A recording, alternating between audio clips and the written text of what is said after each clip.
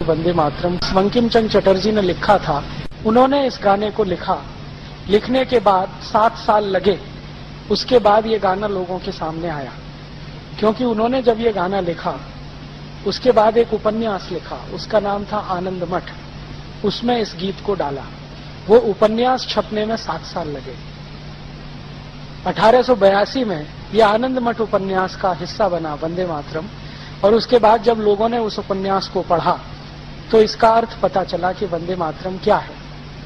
आनंद मठ उपन्यास बंकिम चंद्र चटर्जी ने लिखा था अंग्रेजी सरकार के विरोध में और अंग्रेजी सरकार को सहयोग करने वाले उन राजा महाराजाओं के विरोध में जो किसी भी जाति और संप्रदाय के हों लेकिन अंग्रेज सरकार को सहयोग करते।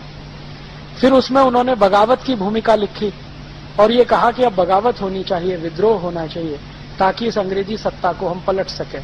और इस तरह से वंदे मातरम को सार्वजनिक गान बनना चाहिए, ये उन्होंने घोषित किया। उनकी एक बेटी हुआ करती थी बंकिम चंद्र चटर्जी की, जिसका अपने पिताजी से बहुत मतभेद था। मतभेद किस बात पर था? उनकी बेटी कहती थी कि आपने वंदे मातरम लिखा है, इसके शब्द बहुत क्लिष्ट हैं और बोलने और सुनने वाले की ही समझ में नहीं आएंगे, तो गीत को आप ऐसा सरल बनाइए जो बोलने वाले और सुनने वाले को समझ में आए। तो उस समय बंकिम चंद्र चटर्जी ने कहा कि देखो, आज तुम्हें लगता है कि ये क्लिष्ट है, लेकिन मेरी बात याद रखो, थोड़े दिन के बाद ये गान भारत के हर नौजवान के होठों पर होगा, हर क्रांतिवीर की प्रेरणा बनेगा। उसके बाद हम सब जानते हैं कि ये घोषणा करने के लगभग 12 साल के बाद चटर्जी जी का स्वर्गवास हो गया, वो जीवित नहीं रहे। बाद में उनकी बेटी और परिवार के लोगों ने ये जो आनंद मठ पुस्तक थी जिसमें ये गान था, इसका बड़े पैमाने पर प्रचार किया। वो पुस्तक पहले बांग्ला में बनी, फिर बाद में उसका मराठी हुआ, हिंदी हुआ, तमिल, तेलुगु, कन्नड़, बहुत सारी भाषाओं में छपी और उस पुस्तक ने क्रांतिकारियों में जोश भरने का काम किया। उस पुस्तक में क्या था? ये पूरी व्यवस्था का विरोध करें क्योंकि ये विदेशी है, आताताई है, ऐसा वो सब था। उसमें बहुत सारी ऐसी जानकारियां थी जो लोग सुनकर उबलते थे, जानकर उबलते थे। अंग्रेजी सरकार ने बार बार इस पुस्तक पर पाबंदी लगाई, कई बार इसके बहुत सारे अंश काट छांट दिए, कई बार इसको जलाया गया, लेकिन पुस्तक की मूल प्रति किसी न किसी रूप में सुरक्षित रही, तो ये आगे बढ़ती रही। 1905 में अंग्रेजों की सरकार ने बंगाल का बंटवारा कर दिया। एक अंग्रेज अधिकारी था करजन, उसने बंगाल को 2 हिस्सों में बांट दिया, एक पूर्वी बंगाल, एक पश्चिमी बंगाल। पूर्वी बंगाल था मुसलमानों के लिए, पश्चिमी बंगाल था हिंदुओं के लिए। हिंदू और मुसलमान के आधार पर यह भारत का पहला बंटवारा था। तो भारत के कई सारे ऐसे लोग जो जानते थे कि आगे क्या हो सकता है, उन्होंने इस बंटवारे का विरोध किया और बंग भंग के विरोध में एक आंदोलन शुरू हुआ। इस आंदोलन के सबसे प्रमुख नेता थे लाला लाजपत राय, जो उत्तर भारत में थे, बिपिन चंद्र पाल, जो बंगाल और पूर्व भारत का नेतृत्व करते थे, और लोकमान्य बाल गंगाधर तिलक, जो पश्चिम और मध्य भारत के बड़े नेता थे। इन तीनों नेताओं ने अंग्रेजों के बंगाल विभाजन के खिलाफ आंदोलन शुरू किया। और इस आंदोलन का एक हिस्सा था अंग्रेजों भारत छोड़ो, अंग्रेजी सरकार से असहयोग करो, अंग्रेजी कपड़े मत पहनो, अंग्रेजी वस्तुओं का बहिष्कार करो। और दूसरा हिस्सा था पॉजिटिव, कि भारत में स्वदेशी का निर्माण करो, स्वदेशी के पथ पर आगे बढ़ो। लोकमान्य तिलक ने इस आंदोलन को अपने शब्दों में स्वदेशी आंदोलन कहा। अंग्रेजी सरकार इसको बंग भंग विरोधी आंदोलन के नाम से कहती रही। लोकमान्य तिलक कहते थे ये हमारा स्वदेशी आंदोलन है। ये 6 साल चला। इस आंदोलन की ताकत इतनी थी कि अंग्रेजों के खिलाफ जो उन्होंने कहा वो पूरे भारत ने स्वीकार कर लिया। जैसे उन्होंने ऐलान किया कि अंग्रेजी कपड़े खरीदना बंद करो, करोड़ों भारतवासियों ने अंग्रेजी कपड़े पहनना बंद कर दिया। और उसी समय भले हिंदुस्तानी कपड़ा मिले, मोटा मिले, खादी का मिले, वही पहनना है। फिर उन्होंने कहा अंग्रेजी ब्लेड का बहिष्कार करो, तो भारत के लाखों नाइयों ने अंग्रेजी ब्लेड से दाढ़ी बनाना बंद कर दिया। वो उस तरह हिंदुस्तान में वापस लौटा। फिर लोकमान्य तिलक ने कहा अंग्रेजी चीनी खाना बंद करो, क्योंकि शक्कर उस समय इंग्लैंड से बनकर आती थी, भारत में गुड़ बनता था, तो हजारों लाखों हलवाइयों ने गुड़ डालकर मिठाई बनाना शुरू कर दिया। फिर उन्होंने अपील किया कि अंग्रेजी कपड़े से और अंग्रेजी साबुन से अपने घर को मुक्त करो, तो हजारों लाखों धोबियों ने अंग्रेजी साबुन से कपड़े धोना बंद कर दिया। फिर उन्होंने पुरोहितों को कहा कि आप शादी कराओ अगर लड़के लड़कियों की, तो उनके शरीर पर अंग्रेजी वस्त्र ना हो, तभी शादी कराओ, अगर वो अंग्रेजी वस्त्र पहनकर शादी करें तो शादियों का बहिष्कार करो। तो पुरोहित समाज ने सूट पैंट टाई पहनने वाले दूल्हों का बहिष्कार कर दिया। इतने व्यापक स्तर पर यह आंदोलन फैला। 6 साल के अंदर अंग्रेजी सरकार घबरा गई, क्योंकि उनका माल बिकना बंद हो गया। ईस्ट इंडिया कंपनी का धंधा चौपट हो गया। तब ईस्ट इंडिया कंपनी ने अंग्रेज सरकार पर दबाव डाला कि हमारा तो सारा धंधा ही खत्म हो गया है भारत में, अब हमको कुछ भी उपाय नहीं है, आप इन भारतवासियों की मांग को मंजूर करो। तो मांग क्या थी? एक मुख्य मांग थी कि बंगाल का जो बंटवारा किया है हिंदू मुसलमान के आधार पर, ये वापस करो। हमें संप्रदाय के आधार पर बंटवारा नहीं चाहिए। और आप जानते हैं कि अंग्रेजों की सरकार ने झुकना स्वीकार किया और 1911 में डिवीजन ऑफ बंगाल एक्ट कानून वापस लिया गया और बंगाल को फिर से एक किया गया। तब लोकमान्य तिलक को यह समझ में आ गया कि अंग्रेजों को झुकाना है तो इनका बहिष्कार ही सबसे बड़ी उपाय है और ताकत है। ये 6 साल जो आंदोलन चला 1905 से 1911, इस आंदोलन का मूल मंत्र था वंदे मातरम। ये जितने कार्यकर्ता थे, लोकमान्य तिलक, लाला लाजपत राय, विपिन चंद्र पाल के साथ काम करने वाले, उनकी संख्या 1 करोड़ 20 लाख से ज्यादा थी। वो हर कार्यक्रम में वंदे मातरम का उद्घोष करते थे। कार्यक्रम की शुरुआत में वंदे मातरम गाते थे, कार्यक्रम के अंत में भी वंदे मातरम गाया जाता था। बाद में क्या हुआ कि 1911 में लोकमान्य तिलक और इन सब लोगों के दबाव में और बंगाल में इतना जबरदस्त आंदोलन हो गया, उसके दबाव में अंग्रेजों की सरकार ने भारत की राजधानी को कलकत्ता से दिल्ली शिफ्ट कर दिया। अंग्रेजों को ऐसा लगता था कि अब हम कलकत्ता में सुरक्षित नहीं है, क्योंकि बंगाल इस आंदोलन का केंद्र था। तो उन्होंने अपने को सुरक्षित करने के लिए कलकत्ता से भागकर दिल्ली में शरण ली और 1911 में दिल्ली भारत की राजधानी बन गई। उसके बाद अंग्रेजों ने एक दूसरा काम किया कि भारत के लोगों को शांत करने के लिए, जो अंग्रेजों के खिलाफ विद्रोह से भरे हुए थे, अंग्रेजी राजा को भारत में आमंत्रित किया। जॉर्ज पंचम भारत में आया सन 1911। और जब जॉर्ज पंचम भारत में आया तो इन अंग्रेज अधिकारियों ने जॉर्ज पंचम के स्वागत के लिए एक गीत लिखवाया और उस गीत का नाम है जन गण मन अधिनायक जय भारत भाग्य विधाता। क्योंकि इस गीत के सारे शब्द अंग्रेजी राजा जॉर्ज पंचम की स्तुति का गान है। जन गण मन अधिनायक, अधिनायक माने सुपर हीरो, भारत की जनता है, भारत के जो लोग हैं उनके तुम सुपर हीरो, तुम्हारी जय हो। माने कौन? जॉर्ज पंचम। इस गीत को जिन्होंने लिखा वो थे श्री रविन्द्रनाथ टैगोर। और रविन्द्रनाथ टैगोर की लिखी हुई एक चिट्ठी मेरे पास है, जो कभी समय आने पर मैं टीवी चैनल के माध्यम से पूरे देश को दिखाने वाला हूं। उस चिट्ठी में उन्होंने अपने बहनोई को लिखा है, जो थे सुरेंद्रनाथ बनर्जी और लंदन में रहते थे, आईसीएस ऑफिसर थे। उनको उन्होंने लिखा है कि ये गीत मेरे ऊपर अंग्रेज अधिकारियों ने दबाव डलवा कर लिखवाया है, वंदे मातरम के पैरेलल। क्योंकि उस समय भारत में हर जगह उद्घोष था वंदे मातरम का, हर क्रांतिवीर गाता था वंदे मातरम। और इस वंदे मातरम को और ज्यादा लोकप्रियता तब मिली जब भारत का सबसे कम उम्र का क्रांतिकारी खुदीराम बोस फांसी के फंदे पर चढ़ा तो वंदे मातरम कहते हुए चढ़ा। उसके बाद तो सभी क्रांतिकारियों ने इसको बना लिया कि फांसी पर जाएंगे तो वंदे मातरम गाएंगे। वो चाहे भगत सिंह हो, चाहे अशफाक उल्लाह हो, चाहे ऊधम सिंह हो, चाहे शशीन्द्रनाथ सान्याल हो, चाहे कोई भी हो, सबने फांसी पे चढ़ने को स्वीकार किया वंदे मातरम के घोष से। अंग्रेजों को इससे बहुत चिढ़ होती थी, तो अंग्रेजों का ये कहना था कि इसके पैरेलल कोई गाना प्रचारित किया जाए। और उस समय 1911 में आपको मैं ऐतिहासिक जानकारी दे रहा हूं कि रविन्द्रनाथ टैगोर का परिवार अंग्रेजों के बहुत नजदीक था। रविन्द्रनाथ टैगोर के परिवार के ज्यादातर लोगों ने अंग्रेजी ईस्ट इंडिया कंपनी में काम किया। उनके बड़े भाई जो अवनीन्द्रनाथ टैगोर थे, वो ईस्ट इंडिया कंपनी के बहुत सालों तक कलकत्ता डिवीजन के डायरेक्टर रहे। काफी पैसा उनके परिवार का ईस्ट इंडिया कंपनी में लगा था। तो अंग्रेजों से बहुत सहानुभूति थी रविन्द्रनाथ टैगोर की। ये सहानुभूति खत्म हुई 1919 में, जब जलियांवाला बाग हत्याकांड हुआ और गांधी जी ने रविन्द्रनाथ टैगोर को गाली देते हुए कहा कि अभी भी तुम्हारे आंखों से अंग्रेजियत का पर्दा नहीं उतरता तो कब उतरेगा? तुम अंग्रेजों के इतने चाटुकार कैसे हो गए? तुम इनके इतने समर्थक कैसे हो गए? आप जानते हैं 1911 में ये गान जब लिख दिया तो उन्होंने अपने बहनों को कहा कि ये गान तो मैंने अंग्रेजों के कहने पर लिखा है, शब्दों का अर्थ अच्छा नहीं है, इसलिए कृपया इसको न गाया जाए तो अच्छा है। लेकिन अंत में एक लाइन लिख दिया कि ये चिट्ठी किसी को न दिखाएं, क्योंकि मैं सिर्फ आप तक ये सीमित रखना चाहता हूं, कभी मेरी मृत्यु हो जाए तो जरूर सबको बताएं। 1941 में रविन्द्रनाथ टैगोर की मृत्यु हो गई। तब बनर्जी साहब की कृपा से ये चिट्ठी लोगों के सामने आई, उसकी एक कॉपी मेरे पास भी है, और उन्होंने पूरे देश को कहा कि जनगण मन को ना गाया जाए। उसी बीच में कांग्रेस पार्टी थोड़ी उभर चुकी थी और एक बड़ा संगठन बन चुकी थी। कांग्रेस में जब तक लोकमान्य तिलक थे, लाला लाजपत राय थे, विपिन चंद्र पाल थे, तब तक वंदे मातरम ही गाया गया। बाद में आप जानते हैं कि लोकमान्य तिलक का कांग्रेस के नेताओं से मतभेद हुआ, और कांग्रेस के नेताओं में उनका सबसे ज्यादा मतभेद हुआ पंडित मोतीलाल नेहरू के साथ, क्योंकि मोतीलाल नेहरू जी की योजना ये थी कि अंग्रेजों के साथ कोई संयोजित सरकार बने, कोलिशन गवर्नमेंट, और उसके लिए वो बार बार कहते थे।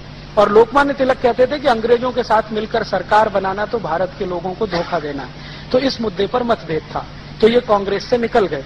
तो फिर इन्होंने एक गरम दल बनाया। तो कांग्रेस के दो हिस्से हो गए, एक नरम दल, एक गरम दल। गरम दल के लीडर लोकमान्य तिलक, लाला लाजपत राय, विपिन चंद्र पाल, ये सब बड़े कांग्रेस के लीडर थे।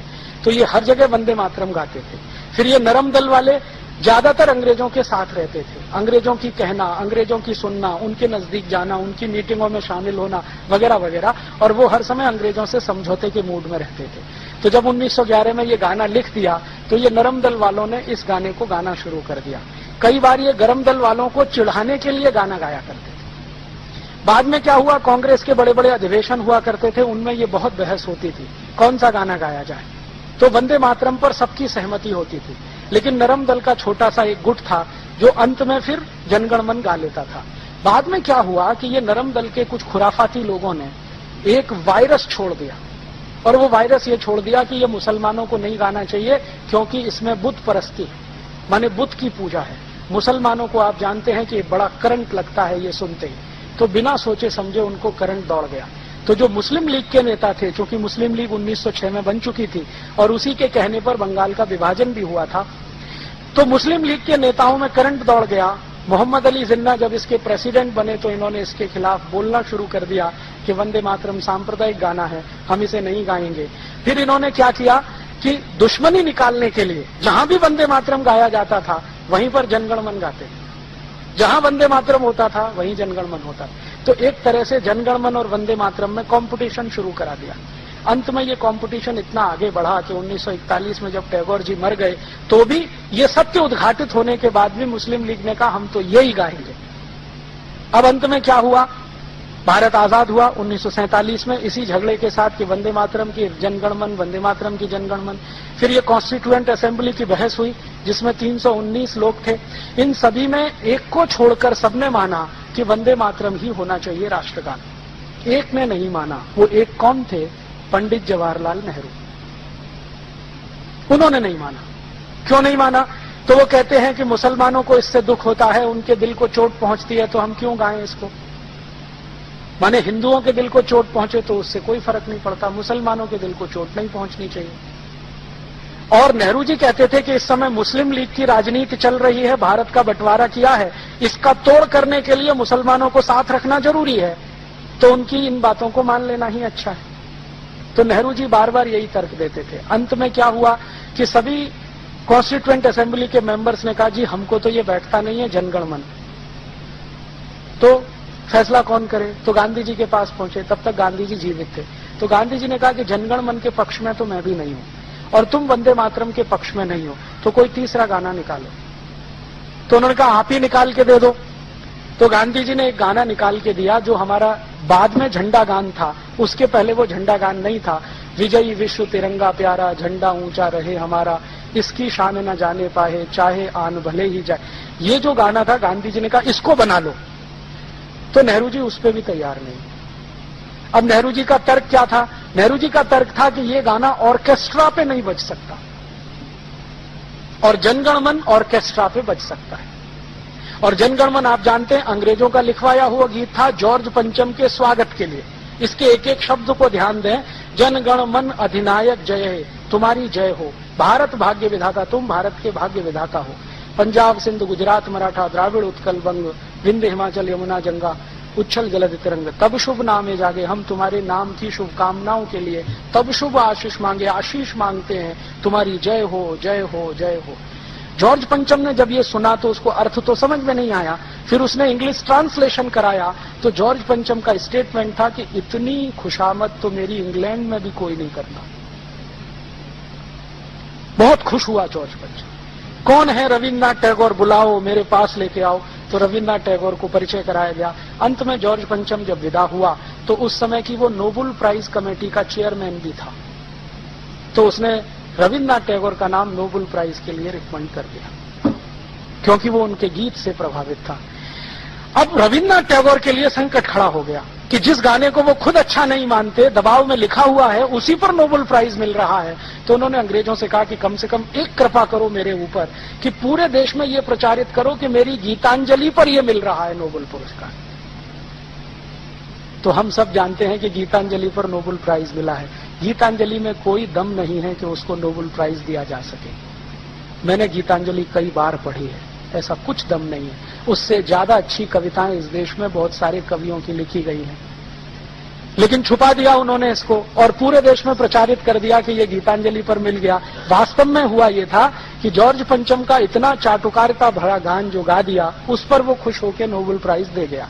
गांधी जी को जब ये सच्चाई पता चली तो 1919 में जब जलियांवाला बाग हत्याकांड हुआ तो गांधी जी ने बहुत कड़क पत्र लिखा रविन्द्रनाथ टैगोर को, और वो पत्र आप पढ़ेंगे तो रो देंगे।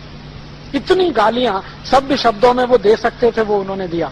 फिर खुद गांधी जी मिलने गए कि तुम अभी तक अंग्रेजों की स्वामी भक्ति में डूबे हुए हो, अभी भी उनका सहयोग कर रहे हो, ये हमारे भारत के लोगों को मार रहे हैं, काट रहे हैं, कब इनका साथ छोड़ोगे। तब रविन्द्रनाथ टैगोर ने अपनी उपाधियां वापस की और अंग्रेजी सरकार के खिलाफ उन्होंने लिखना शुरू किया। 1919 के पहले रविन्द्रनाथ टैगोर के लिखे गए लेख सब अंग्रेजी सरकार के समर्थन में हैं। फिर 1919 के बाद उन्होंने जो लेख लिखे हैं वो थोड़े थोड़े उनके विरोध में गए। तो जनगण मन ऐसा गान है जो उन्होंने लिख दिया जॉर्ज पंचम के लिए, और हम हिंदुस्तानियों ने पंडित नेहरू के कहने पर उसको राष्ट्रगान बना लिया। जबकि 318 सांसद, संसदीय समिति जो थी ना, कॉन्स्टिट्यूएंट असेंबली के 318 लोग वो कहते थे कि वंदे मातरम होना चाहिए, अकेले नेहरू जी कहते थे जनगण मन होना चाहिए। और नेहरू जी माने वीटो उस जमाने का। आप में से बहुत सारे बुजुर्ग जिन्होंने नेहरू जी को देखा है यहाँ हैं। नेहरू जी माने वीटो। नेहरू जी ने जो कहा वही कानून, नेहरू जी ने कहा वही आदेश, नेहरू जी ने कहा वही कैबिनेट का फैसला। और जो नेहरू जी ये धमकी दें कि मैं सरकार छोड़ रहा हूं तो पूरी कांग्रेस हिलना शुरू हो जाती थी। उस जमाने में India is Nehru, Nehru is India ये नारा, बाद में Indira is India, India is Indira ये नारा। तो इस तरह का वो था, जैसे नीरो के समय में, जैसे क्लॉडियस के समय में, वैसे ये। तो नेहरू जी का कहना माने अंतिम वाक्य तो कांग्रेस ने स्वीकार कर लिया कि भाई यही ठीक है। फिर इन्होंने तब तक इसको लटका कर रखा जब तक गांधी जी की हत्या नहीं हुई। गांधी जी की हत्या के बाद इसको पिटारे में से निकाल लिया और जनगण मन को राष्ट्रगान घोषित किया। अब विद्रोह की स्थिति ना आए पूरे देश में तो वंदे मातरम को राष्ट्रगीत का दर्जा दे दिया कि भाई ये भी चले और ये भी चले, वो जो क्या कहना, दोनों को संतोष रहे। तो ये है इतिहास। और आज हिंदुस्तान की सरकार ने एक सर्वे किया है पूरे हिंदुस्तान का, और वो रिपोर्ट अभी आई है थोड़े दिन पहले, अर्जुन सिंह की मिनिस्ट्री में है। वो रिपोर्ट में ये पूछा गया था भारत के लोगों से कि आपको कौन सा गाना ज्यादा पसंद है, जनगण मन या वंदे मातरम। 98.8% लोगों ने कहा है वंदे मातरम। फिर अभी थोड़े दिन पहले बीबीसी ने एक सर्वे किया है, ब्रिटिश ब्रॉडकास्टिंग कॉरपोरेशन। उन्होंने एक स्पेशल फीचर बनाया है वंदे मातरम पर, जो आजकल दिखाया जा रहा है लंदन में। तो बीबीसी ने एक सर्वे किया है कि जहां जहां भारतवासी रहते हैं दुनिया में, उनसे पूछा जाए तो उन सर्वे में से 99% लोगों ने कहा है वंदे मातरम। और बीबीसी के सर्वे से एक नई जानकारी मिली है कि दुनिया में सबसे लोकप्रिय गानों में वंदे मातरम दूसरे नंबर पर है। दुनिया में बहुत सारे देश इसको समझते नहीं है, लेकिन इसकी जो लय है ना और इसका जो संगीत है, वो कहते हैं कि ये हम में जज्बा पैदा कर देता है। इसमें संगीत और लय देने का काम किया था पंडित विष्णु दिगंबर पलुस्कर ने। बहुत बड़े संगीतज्ञ थे, हम सब जानते हैं। विष्णु दिगंबर पलुस्कर ने इसकी लय बनाई, और इसमें ये जो आज जिस लय में हम गाते हैं ना, ये उनकी दी हुई है, विष्णु दिगंबर पलुस्कर की। उन्होंने ये लय बनाकर गाना शुरू किया, और बीच में जो संगीत भरा गया है वो भी उन्हीं के समय का है।